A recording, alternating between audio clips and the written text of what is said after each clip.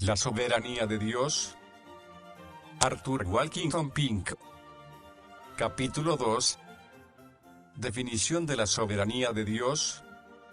Tuyos son, oh Jehová, la grandeza, el poder, la gloria, el esplendor y la majestad, porque tuyas son todas las cosas que están en los cielos y la tierra. Tuyo es el reino, oh Jehová, y tú te enalteces como cabeza sobre todo. Primero de Crónicas 29:11.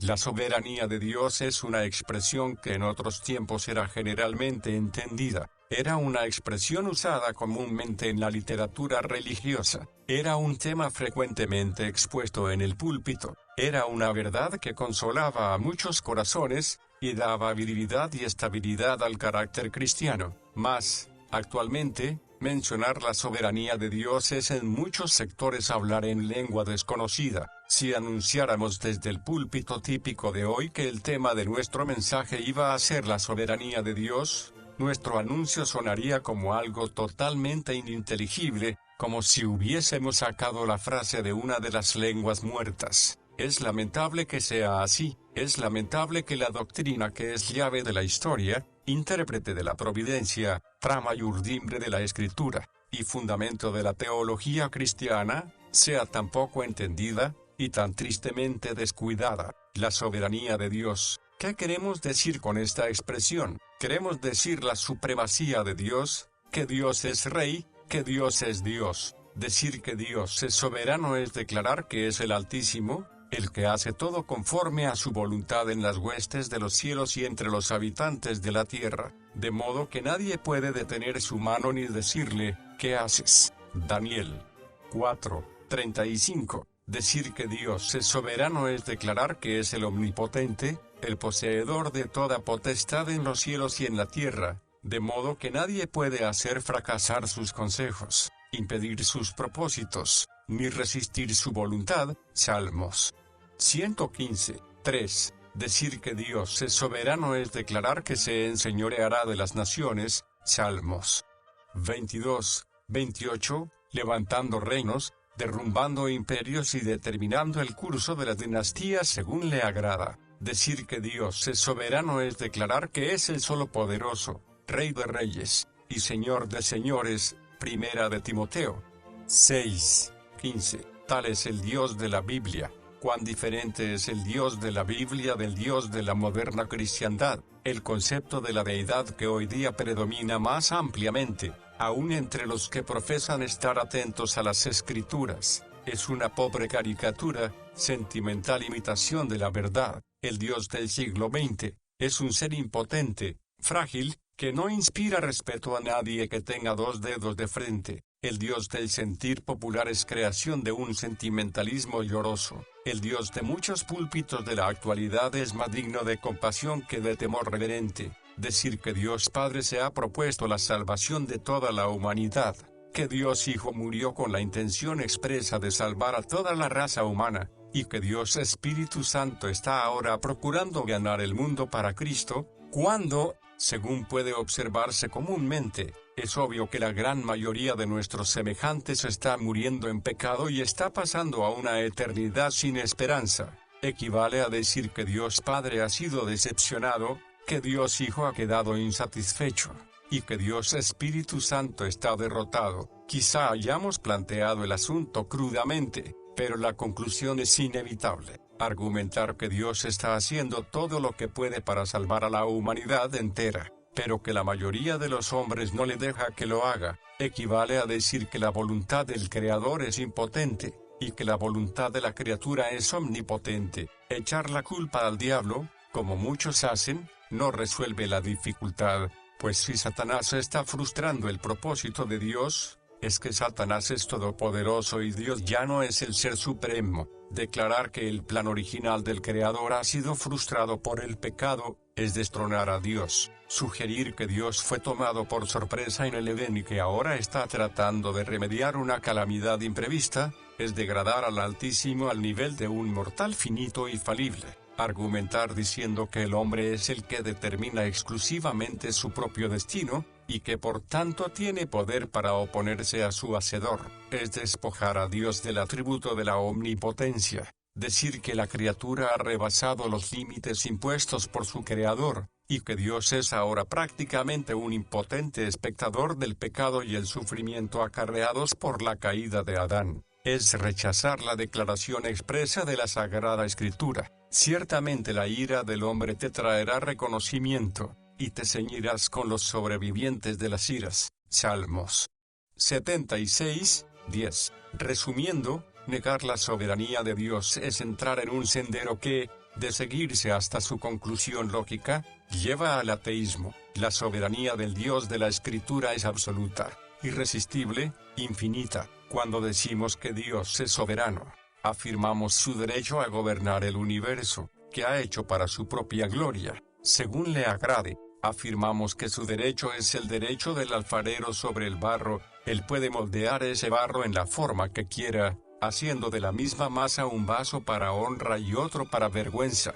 Afirmamos que Él no está sujeto a norma ni ley alguna fuera de su propia voluntad y naturaleza, que Dios es ley a sí mismo, y que no tiene obligación alguna de dar cuenta a nadie de sus asuntos. La soberanía caracteriza a todo el ser de Dios. Él es soberano en todos sus atributos, es soberano en el ejercicio de su poder, lo ejerce según quiere, cuando quiere y donde quiere. Este hecho está probado en cada página de la Escritura. Durante largo tiempo ese poder parece estar dormido, pero de repente surge con potencia irresistible. Faraón se atrevió a poner impedimentos a que Israel saliese a adorar a Jehová en el desierto. ¿Y qué ocurrió? Dios ejerció su poder. Su pueblo fue liberado, y sus crueles capataces muertos. Pero poco después los amalecitas se atrevieron a atacar a estos mismos israelitas en el desierto. ¿Y qué ocurrió entonces? ¿Interpuso Dios su poder en esta ocasión y extendió su mano como lo hizo en el Mar Rojo? ¿Fueron estos enemigos de su pueblo inmediatamente abatidos y destruidos? No, antes al contrario. Jehová juró que tendría guerra con Amalec de generación en generación. Éxodo 17, 16. Asimismo, cuando Israel entró en la tierra de Canaán, el poder de Dios fue manifestado nuevamente de forma memorable. La ciudad de Jericó impedía el avance de los suyos. ¿Qué sucedió? Israel no usó un solo arco ni dio un solo golpe. Jehová alzó su mano y los muros cayeron a plomo. Mas este milagro no se repitió jamás. Ninguna otra ciudad cayó de forma semejante. Todas las demás tuvieron que ser tomadas a espada. Declarar que el plan original del Creador ha sido frustrado por el pecado, es destronar a Dios. Sugerir que Dios fue tomado por sorpresa en el Edén y que ahora está tratando de remediar una calamidad imprevista, es degradar al Altísimo al nivel de un mortal finito y falible. Argumentar diciendo que el hombre es el que determina exclusivamente su propio destino, y que por tanto tiene poder para contrarrestar a su hacedor, es despojar a Dios del atributo de la omnipotencia. Decir que la criatura ha rebasado los límites impuestos por su Creador, y que Dios es ahora prácticamente un impotente espectador del pecado y el sufrimiento acarreados por la caída de Adán, es repudiar la declaración expresa de la Sagrada Escritura. Ciertamente la ira del hombre te acarreará alabanza. Tú reprimirás el resto de las iras. Salmos 76, 10. Resumiendo, negar la soberanía de Dios es entrar en un sendero que, de seguirse hasta su conclusión lógica, lleva al puro ateísmo. La soberanía del Dios de la Escritura es absoluta, irresistible, infinita. Cuando decimos que Dios es soberano, afirmamos su derecho a gobernar el universo, que ha hecho para su propia gloria, según le agrade. Afirmamos que su derecho es el derecho del alfarero sobre el barro. Él puede moldear ese barro en la forma que quiera, haciendo de la misma masa un vaso para honra y otro para vergüenza.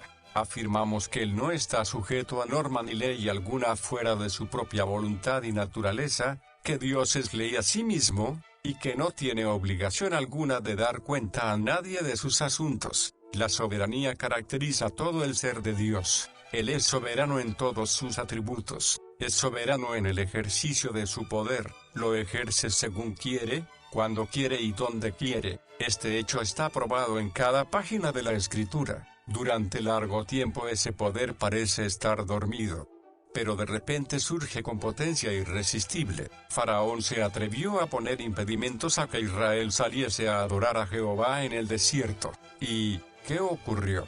Dios ejerció su poder, su pueblo fue liberado, y sus crueles capataces muertos. Pero poco después los amalecitas osaron atacar estos mismos israelitas en el desierto. ¿Y qué ocurrió entonces? Interpuso Dios su poder en esta ocasión y extendió su mano como había hecho en el Mar Rojo. ¿Fueron estos enemigos de su pueblo prontamente abatidos y destruidos? No, antes al contrario. Jehová juró que tendría guerra con Amalec de generación en generación. Éxodo 17:16. Asimismo, cuando Israel entró en tierra de Canaán, el poder de Dios fue desplegado nuevamente de manera memorable. La ciudad de Jericó impedía el avance de los suyos. ¿Qué sucedió? Israel no tenía un solo arco ni asestó un solo golpe.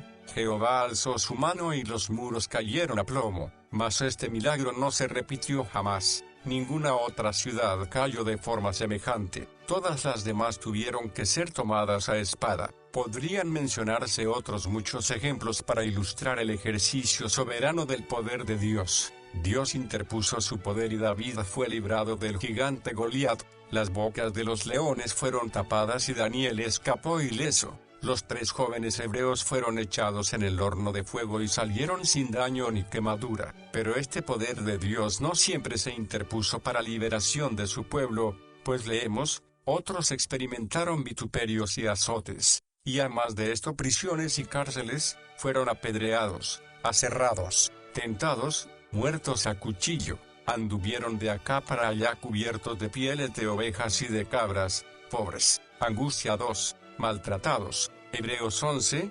36,37. Pero, ¿por qué? ¿Por qué estos hombres de fe no fueron librados como los demás? ¿Por qué a aquellos se les permitió seguir viviendo y a estos no? ¿Por qué había de interponerse el poder de Dios y rescatar a unos y no a otros? ¿Por qué permitió el que Esteban fuese apedreado hasta la muerte, y luego libró a Pedro de la cárcel?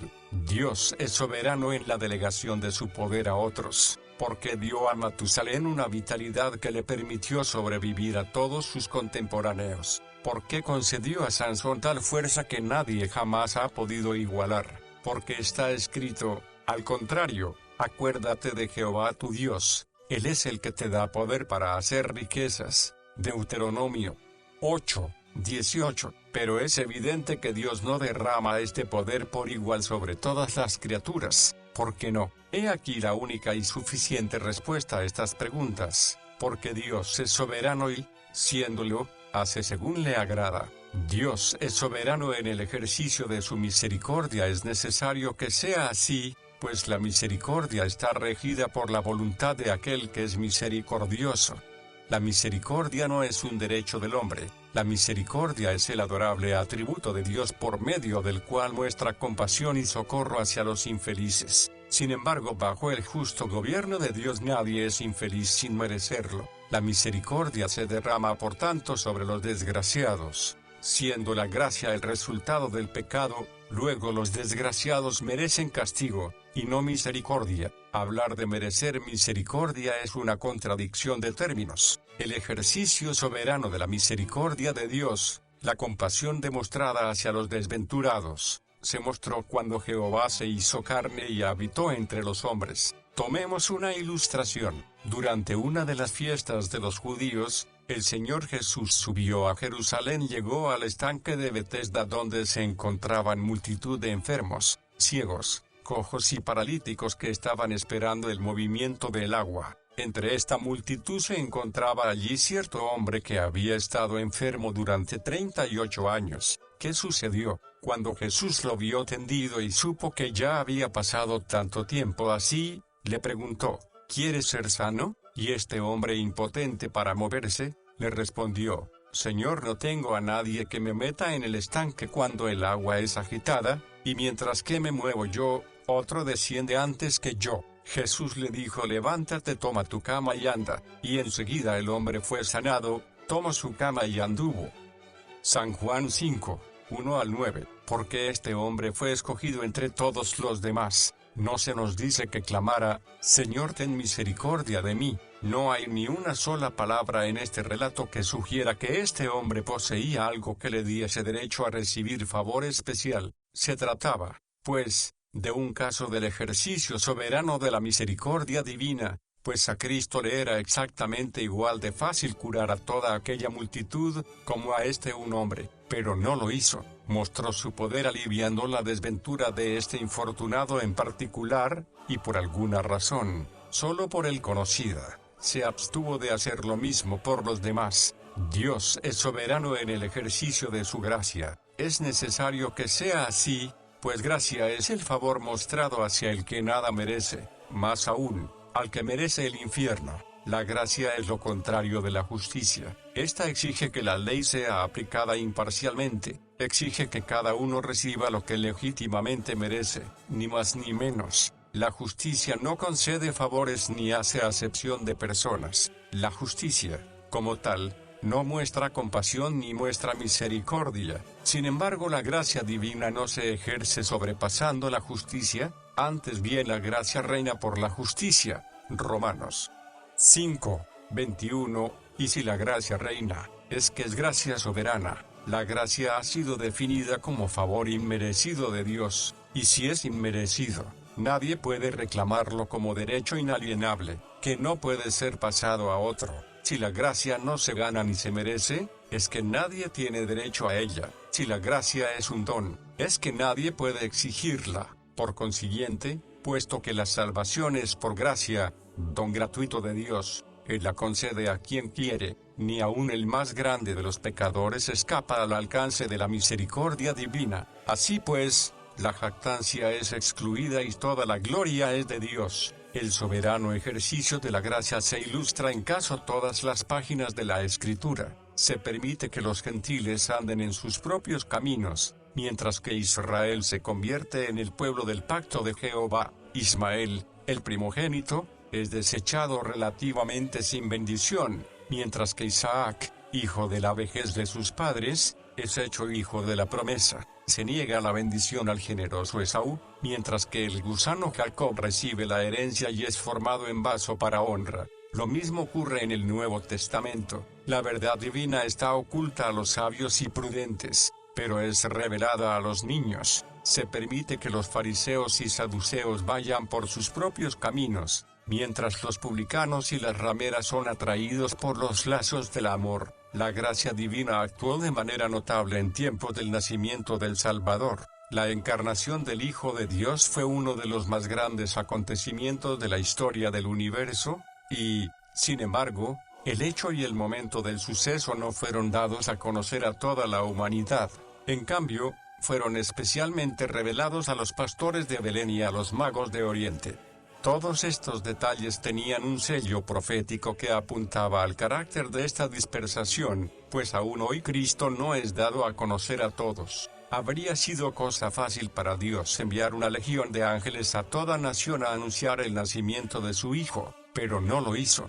Dios pudo fácilmente haber atraído la atención de toda la humanidad hacia la estrella, pero tampoco lo hizo. ¿Por qué? Porque Dios es soberano y concede sus favores como le agrada. Obsérvense particularmente las dos clases de personas a quienes se dio a conocer el nacimiento del Salvador, las clases más inapropiadas, pastores y gentiles de un país lejano. Ningún ángel se presentó ante el Sanedrín a anunciar el advenimiento del Mesías de Israel. Ninguna estrella se apareció a los escribas y doctores de la ley cuando éstos, en su orgullo y propia justicia, escudriñaban las Escrituras. Escudriñaron diligentemente para descubrir dónde había de nacer, y sin embargo no les fue dado a conocer que él ya había venido. ¡Qué demostración de la soberanía divina! Humildes pastores escogidos para un honor particular, mientras los eruditos y eminentes son pasados por alto. ¿Y por qué el nacimiento del Salvador fue revelado a estos magos extranjeros,